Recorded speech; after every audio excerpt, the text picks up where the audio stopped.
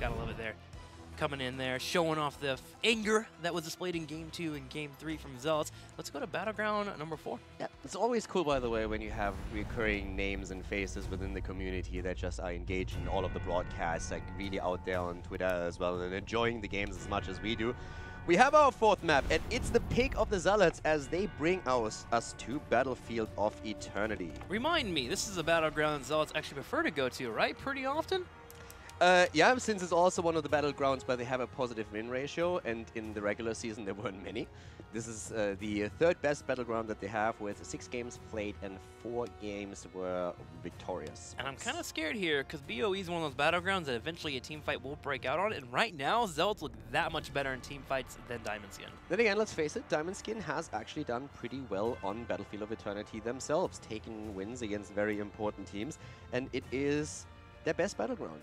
Only a 50% win ratio, but still, for Diamond Skin, this is actually pretty impressive, since their normal win ratio is 26%. So if you look at the entire games they played over the regular season, they're sitting at 26%. So 4 games played on Battlefield of Eternity, and 2 of them won, is pretty impressive, especially since that includes, for example, a match against Fnatic. Well, we'll see if that's good enough here. As we head to game number 4, Diamond Skin has to deliver. Or this will be a loss for them, and we'll be heading to our 2nd series of the day. Ban is over in the core of Diamond Skin. What will they elect to get rid of here? The one thing I want to quickly highlight before we head into the draft itself is that we also have to, again, by the way, a Maiev first ban. That happened already earlier when they played on Volskaya and had first pick, and they banned out Maiev immediately. And that kind of indicates that they are very uncomfortable playing Maiev themselves, and that's always a bad sign. It's more or less the same opening that they had on Volskaya. Ban out Maiev and Malfurion first pick.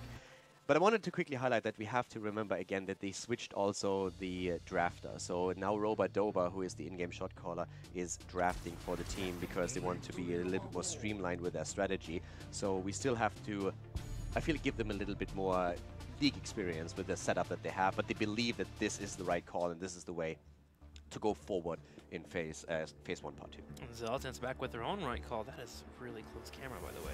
It's going to be Medivh and Stukov coming.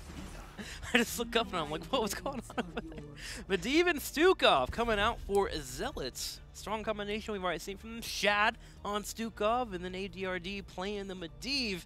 Gonna be looking for an aggressive tank later on, but not a bad opening. I mean, you say not a bad opening. The one thing that I say is there's a definite trend here. They take Medivh whenever they can, and they take Stukov whenever they can. There were 3 heroes they circled around quite heavily. Let's make that 4. Medivh, Stukov, Sonya, and Garrosh. And Garrosh they now started banning out several times just because they don't want to face him. But whenever they can, they pick Sonya for Zarmani, they pick ADRD's Medivh, and they're also making sure that Chad gets his Admiral Gonzalez. So with that priority, it also makes it very difficult to ban against them, especially if you already waste your first ban against Maiev because you feel uncomfortable playing her. ETC banned out for Zealots, good for 2 reasons. One, Roba-Doba is strong on the ETC, but secondly, great on this battleground BOE. Being able to stun lock into an immortal stun is always a great trait to have and a great thing to have on your side. Zealots making sure to keep that away here from Diamond Skin, so I'm actually kind of curious what main warrior we're going to get. We've seen a Nubrak in the past from Roba-Doba, and we've seen him dabble in Muradin as well, so we might actually see something a little bit different compared to what we've seen for today.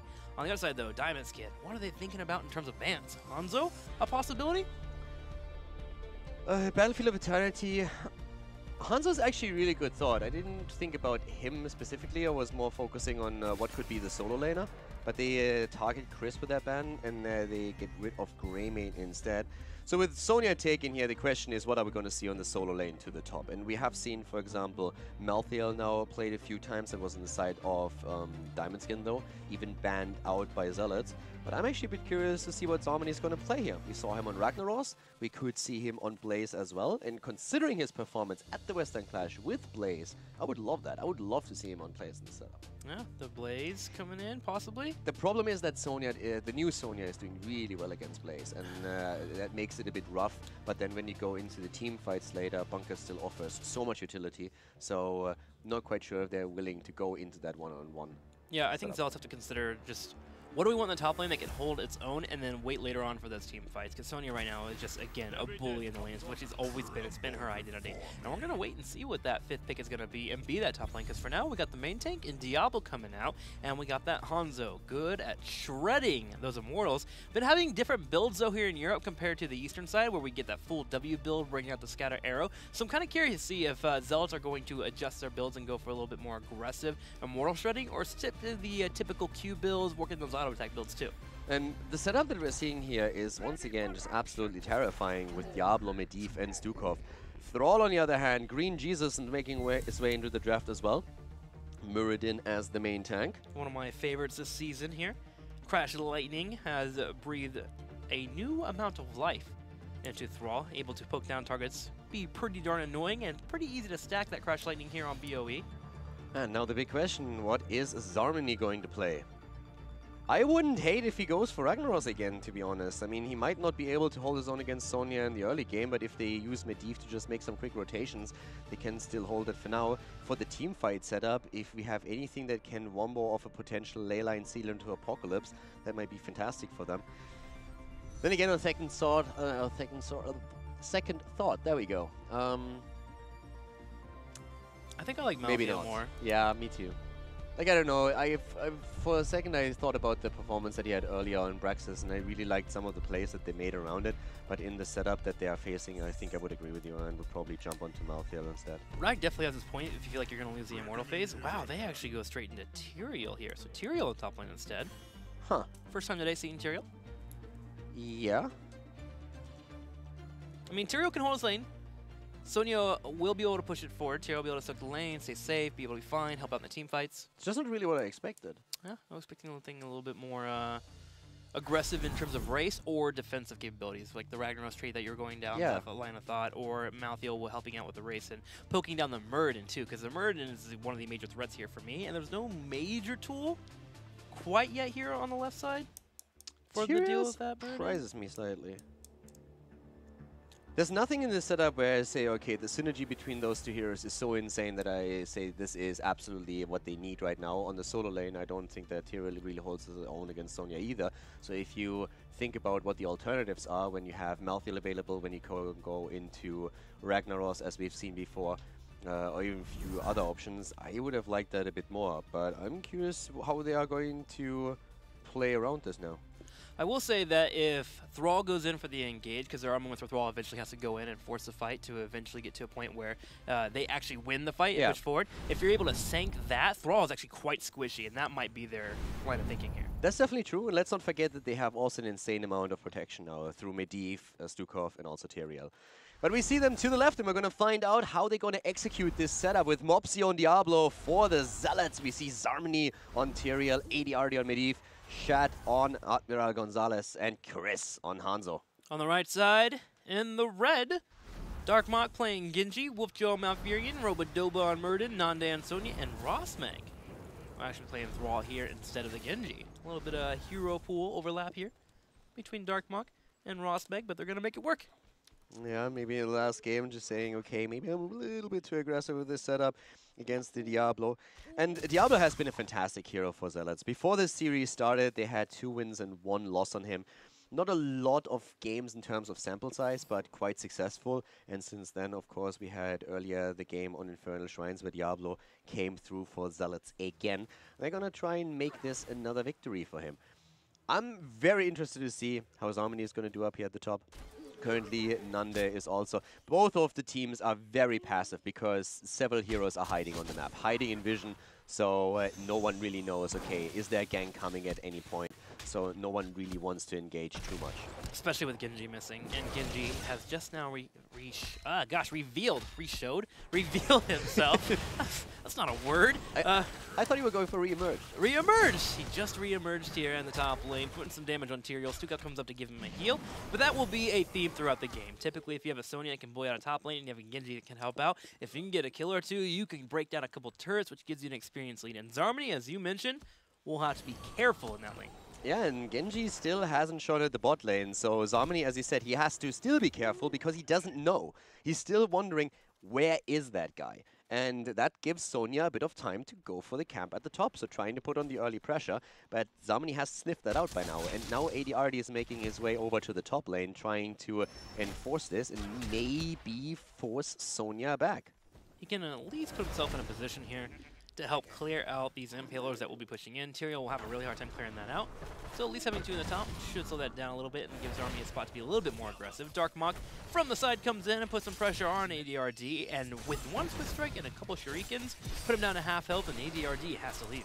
And when we're talking about builds, I also want to highlight one difference between the Eastern and the Western meta, just simply because we've just seen the Eastern clash, and that's Muradin's level 1. Going for third wind here is going to allow Roba-Doba to just go in, tank damage, jump out, and then just regain his hit points quite quickly. Takes a bit of pressure off Malfurion as well, and allows you in these standoff situations, in the Immortal race, to be more valuable for their team. If you look towards the eastern side, especially the Korean teams, they really like to go into Perfect Storm. They want to stack all this damage and want to play this mini-game, just stacking as high as they can, put a bit more burst damage onto it, especially if you can follow up with additionals to see. It's always fun to see these differences, because we oftentimes say that big clashes or big events form a meta that is agreed upon. But especially when it comes to builds on certain heroes, there's always slightly disagreement how regions are trying to build their heroes and what they are trying to achieve with them. You highlighted, for example, Hanzo earlier. Yeah. Which, speaking of Hanzo, he's going in for that Scatter Arrow build. 1 and 4 already picked up. See if we get never outmatched at level 7. But at the moment, we have to watch as Nana take some damage from bottom side. But a slick escape there. Jumps over right before the silence comes out and is able to disengage from the fight. Had he not landed that spear, he may have been dead. Yeah, and also, I mean, at the same token, we have up at the top lane now this massive push happening with Genji currently protecting the camp. And that really starts to pressure the structures to an extent where Stukov has to start to make his way over. The teams are more focused on pressuring the lanes than actually going for the objective itself. And as you can see here, Zarmani is struggling a bit, and that is immediate engaged by Darkmok. The roots are on the ground, but a bit too late. So you're already seeing why we were down that Tyrael pick a little bit there. He just cannot handle the pushes coming his way. But he should be able to pay off later on when that level 10 hits and that certification comes online. So right now, it's all about weathering the storm for Zealots. In fact, they're not even trying to force the issue too much with that Hanzo and trying to poke down the Immortal. They're actually defending. Yeah, once the Tyrael has his Judgment into Dragon, and his Strike is going to be amazing. Tyrion's just shaking his head. It's like, you didn't just go there, did you? How times have changed. Last year, I'm like, yeah, Caldor, that'd be awesome. Hopefully they get murky next game, and now look at you, I'm like, Caldor, what is going on with you, buddy? The memes are strong in this one. Yeah, but we've seen a couple of crazy comps with an occasional Judgment coming out, but it's still a bit doubtful that that's going to be the combo here. But it can be a pretty powerful CC chain. The problem just is you don't have the burst damage to follow up on that. So this is not a sniper comp. So I would still, as you, be pretty shocked if Sanctification is not the choice. Talking about the rest that's going on here, Stackis in particular. Oh, all your horses. Chris gets called out and taken down here. And that's the immediate engage that we're seeing from Diamond Skin, trying to follow up the initial kill against Hanzo with a few more, but they at least get the Immortal phase down to half hit points. Pretty nice engage there, sniffing out Chris. That worked out well for them. Well, that was a really good flank with Thrall coming around from all the way around the corner, and now revealing himself in the last second. Chris went to jump away, but just got caught out, and it's resulting in maybe a few more kills. Luckily, a Portal comes out there, a DRD with the save, but Diamond Skin winning this race so far, and they have the chance to turn around and burn down this Immortal, and they will do so with Sonya leading the charge. They'll get the first Immortal of the game, and they'll be looking to push in Zealots. And that's a tough one as well. 13,000 hit points, nearly 80%. That's crazy strong. Don't forget, Hanzo. Defense here is great for him. Never outmatched, comes line at level 7. If he's able to work in some auto attacks, dropping those arrows will be able to burn quickly. But Diamond Skin are looking to grab another pick already, jumping on a target, and a silence follows up. You're absolutely right, though. Hanzo in the setup for the defense is absolutely fantastic. But I wanted to still give you a few details about the heroes here. We currently have 39 souls for Diablos. He's currently sitting at 40, actually. 22 stacks for Medivh on his quest, ADRD, doing some work. And we have 9 stacks for Thrall. Pretty important to keep tap on that, but also Genji down as we have Mobsio engaging past the Immortal and wreaking havoc here. Genji this game, this series, really having rough times with the exception of Diamond Skin in game number 1. And this will give time here for Chris to work on burn this Immortal down, able to reposition so we get the perfect arrow straight on the Immortal. Fort gets pretty darn low, but hey, nice defensive from Zealots. They get a Q, the Holy Immortal. They have 13,000 health. Not a bad exchange for them as they head into level 9 neck and neck against Diamond Skin. And of course, by now, also Diablo is getting stronger and stronger. 63 souls for now, so the hit point pool is just increasing steadily, and that's going to make it really rough later on for Diamond Skin to break through that. The one thing you have to keep in mind here is that Tychus was part of the composition that we saw in Infernal Shrines, and even with Tychus, they had massive problems taking Diablo down. Now, this is even going to be accelerated because they have not a lot that can do that they have nothing that can do that percentage health and really completely dropping the end. Also want to point out here, hang on here, as Robodoba goes in for a fight on Mopsio on the left into a combo. Robodoba able to sneak away and will jump at the last time. Does have that third win. Level 7 pickup here for Thrall is going to be that Ancestral Wrap, which has been quite different from my Eastern meta. We have Falter usually picked up there, looking for a little bit more damage, more in your face. Rosmeg going for a more traditional poking type of style that also gives you a point to burn down that front line. Being able to use Ancestral Wrap burns down your opponent, but also gives you a decent amount of healing. Yeah, so he gets a bit of that maximum health of the percentage damage in, but the problem still remains that we have with Diablo on max HP, Medivh behind him too. So Mopsio should really be able to wreak havoc in that setup that Diamond Skin is trying to use here. Now, Sanctification has been chosen as expected. We're still waiting for Medivh, since in this setup, Leyline Seal into Apocalypse is of course always an option that can be used, and that's exactly what he goes for. And yeah, now that we have level 10 abilities, I'm curious to see how Zealots are going to deal with this. More so, I'm curious to see how exactly Diamond Skin is going to try and deal with Diablo. Well, it starts with Sundering and also finishes with that Twilight Dream. If Diamond Skin can stop the engage coming their way and have that disengaged Sundering that messes up the heroics coming in, that's where they can win a team fight. But if Zealots get perfection in the fights they want, I feel like they're going to run away with this team fight. As we move into the next Immortal phase, the Zealots have a push on the bottom side that Rosmeg will have to clear up. It's going to take him some time there. Thrall, not the best clear when it comes to minions, but he'll be able to soak just fine as Zealots can move their Hanzo over and start poking. Tyrion at the top lane, still forced into a defensive position as Darkmook has really done well protecting the camp that they've set up there. But in the meantime, it's once more time for the Immortals to chase. Once again, there's the Sanctification coming out. They're trying to go for Darkmook. Genji moving away. Robodoba also low. The Immortal helps out. The ley line is hitting one, hitting two. The Apocalypse, on the other hand, staggered with it. Thrall still dying first in the fight, but Shad's in trouble. Shad trying his best to stay alive and will eventually fall to Darkmook. At the same time, Mopsio goes in for an engage, has his combo available. Robodoba with the Avatar is up just enough. And Zealots, while they started out that fight well and look like they're in a great position, are answered back by Diamond Skin. The Sundering coming out, and Diamond Skin finding a kill on the healer has given them enough time to tap off. There was a bit of an overlap when it came to the heroic cooldowns on the Zealot side, but Diamond Skin here with Thrall back in game have now 13 stacks on Thrall as well, so starting to close in a bit more towards the quest completion. Diablo, by the way, on 90 souls, so closing in and completing it, and also Medivh sitting at 37. So AD so far still staying alive and making sure that he's not losing these stacks. No team getting a major lead yet on the Immortals. Zealots were able to get some damage on Diamond Skin's Immortal, but with that fight breaking out, we've come to a halt as they'll be working on cooldowns coming out. With Dragon's Arrow about to pop up, Zealots will have a window here where they can force a fight against Diamond Skin. Twilight Dream still down for 30 seconds. Merge's Avatar down for about 20 more seconds as well. And Mopsio goes in for the fight, looking for Robodoba, but he's able to hop on out. Medivh already completing his quest here. Super important. That takes a bit of the pressure away from AD as he now goes into these situations. Both of the teams on level 12 here, and both of them in a very defensive position, trying to push out lanes. We see Diablo at the bot lane and Sonya up at the top, even now aiming for the camp. It's a very slow approach towards the Immortals. Yeah, I think I would like a little bit more poking from Chris here on that Hanzo, trying to find those angles. It's one of the great things about this build is you have that billboard approach, right? You're able to play pool essentially in the middle of the map here and try to poke down those Immortals, slowly getting a couple arrows here and there. But that slow pace is starting to unfold here as Chris finally steps forward and starts to harass the Immortal. Diamond Skin not really in the best position here to force a fight, especially with the portals coming up. Zealots jump to the side. Yeah, Mopsio and his boys really using those portals extremely well for a quick sneak attack against the Immortal, dropping the hit points fast and then moving out again. So it's just Very nice move set up by ADRD here. Portal comes in, the team goes through, tries to put the pressure on, and then moves away as the fight is about to emerge. But now the counter pressure through Sonya on the Immortal. Mopsio with the engage, starting to move in. The silence is on the ground. Here comes the arrow though, and the death of Thrall once again. Thrall down, and now Zealots are eager for more. They have the level 13. They're going in for Sonya. Leyline on the ground. No Apocalypse being used though. Doesn't follow it up here, but Mopsio is looking for the angle again against Robodoba, but the Dwarf knows what's coming and is immediately moving to the top. Shad never misses a massive shove on a Genji that has a Dragon Blade. He stopped him again in his tracks. Medivh and crew finally get the kill on him as well, but Shad, every time a Dragon Blade comes in, he turns around and just completely kicks him out of the fight.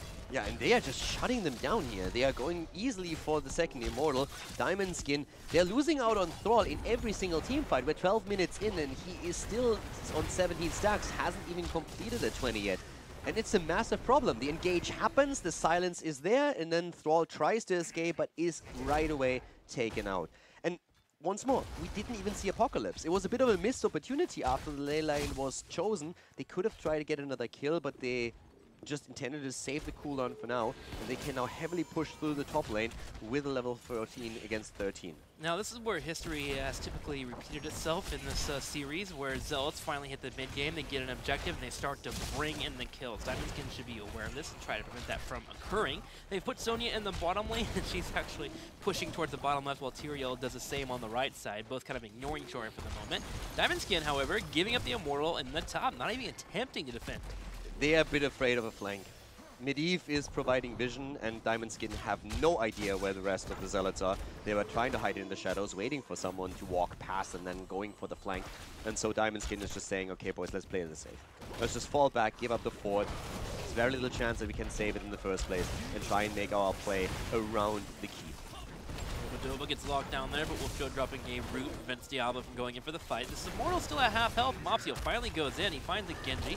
Talking about able to peel away, but the Dragon's Arrow connecting afterwards. Robodoba becomes the target for Zealots. They get him low, but they don't take him out. Here comes Genji. Dragon Blade popped up, but there's an APOC, and he is done. Completely alone going into that fight. Nobody with him, and he's isolated and taken down. Here comes the silence, though, as Malfurion goes for the Twilight Dream. The fight's not over yet, but ADRD is in trouble. Goes for the Force of Will, and they're trying to go for none, and they get the kill. Down goes Sonya, and the keep at the top lane falls shortly after. Robodoba jumping in again. Aggressive stance by him, and nearly dying.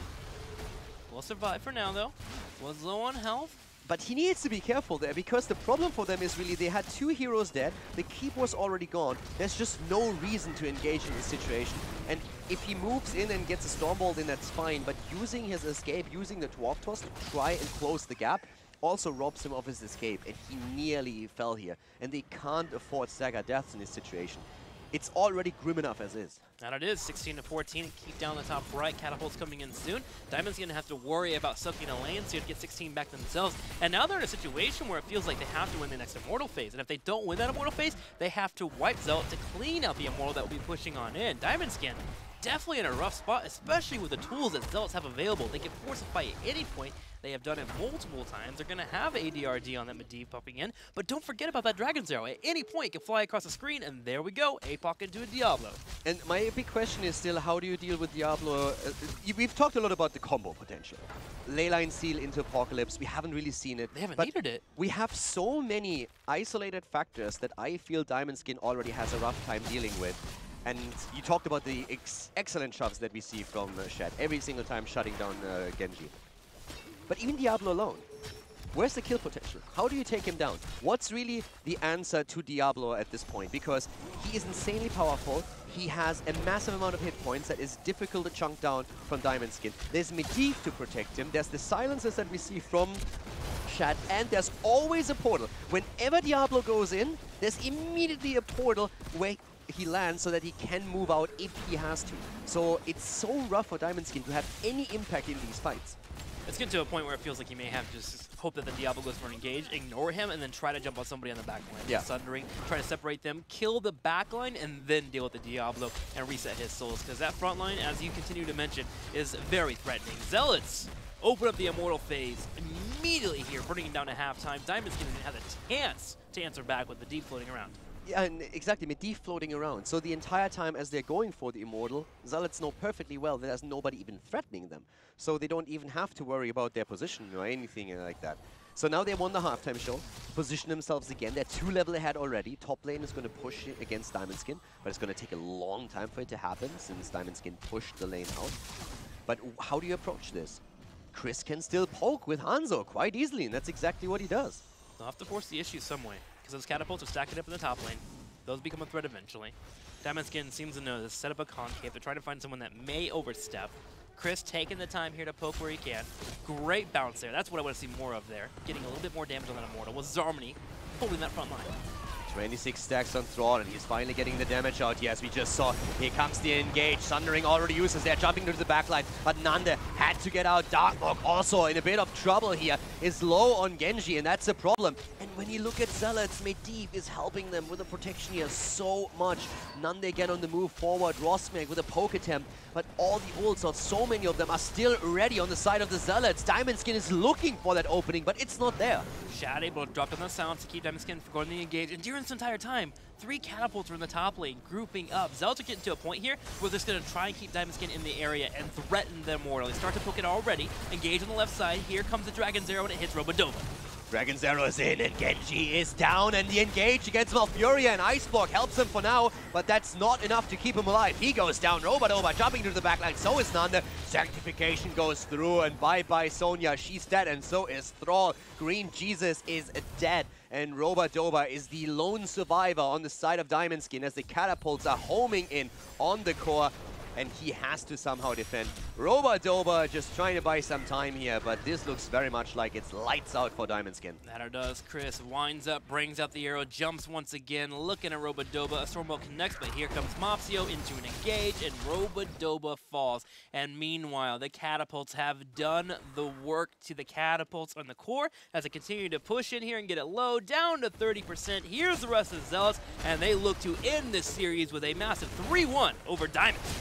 Great play by Zealots. The first map, a bit shaky. The wake-up call on Volskaya Foundry. And then 3 wins in a row as the Zealots emerge victorious in the best-of-5 series. So now the question starts to become, is Zealots one of these teams here that might start to break into the top 3? Now, granted, this is against Diamond Skin, but momentum has been here for weeks now. Remember, this started in week number 5 against Dignitas, did great in the Western Clash, and here in week 6, they get another win. Is there anyone that can stop this team that's really come together when it comes to teamwork? I think they can still... They had one advantage in part 1 of phase 1, and that's that a lot of teams, I think, underestimated them because they struggled at the beginning.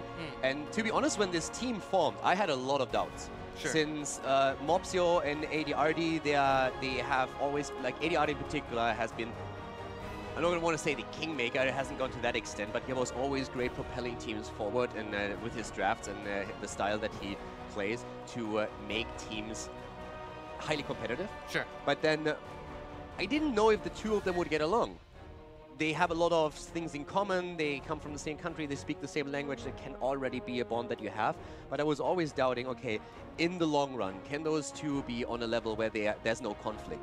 And right now, that's exactly what we are seeing. We all know that Mopsio has a bit of a history where he is, he was emotional in the past. Yeah. He's actually, as he stated just recently publicly as well, he has sought